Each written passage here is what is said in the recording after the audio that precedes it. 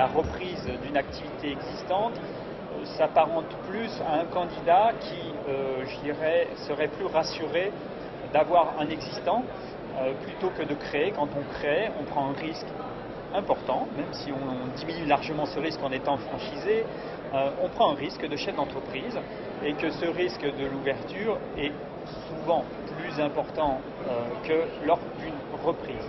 Il y a différentes raisons qui peuvent être des raisons à la fois très positives de reprise, des candidats qui ont une activité, qui ont un magasin et qui pour des raisons personnelles ou professionnelles souhaitent céder leur affaire, mais qui ont donné toute cette énergie nécessaire jusqu'au moment de la cession. Ça, ce sont des sessions très intéressantes à mon avis. Pourquoi? Parce que vous avez quelque chose de concret, de palpable. Vous pouvez le mesurer. Vous avez un emplacement, vous avez un bail, vous avez des salariés, vous avez la façon de procéder du franchisé existant qui a, je dirais, travaillé et construit une valeur ajoutée que vous reprenez immédiatement.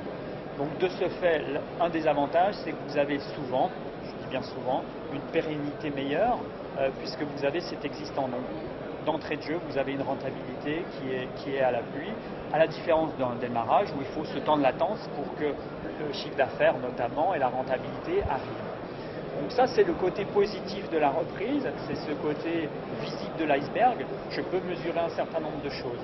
Encore faut-il être bien conscient de pourquoi, comme je le disais tout à l'heure, il vend son entreprise. S'il a donné tout l'effort nécessaire, je veux dire, vous avez toutes les conditions de succès pour la reprendre dans de bonnes conditions. En revanche, à vous d'analyser le côté, j'ai envie de dire, back-office, un peu off, de cette session, qui est un travail, je dirais, de minutie, qui est un travail d'analyse, de regroupement d'informations, d'aide extérieure. N'hésitez pas à vous faire aider par des conseils spécialisés, experts comptables, cabinets de conseil en franchise, avocats spécialisés également, pour voir toutes ces notions, à quel prix je le reprends, etc.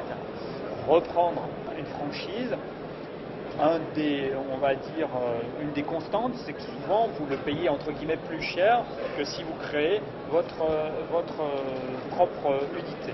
Alors c'est logique puisque le franchisé antérieurement, normalement, a créé une plus-value qui vous permet une rentabilité immédiate.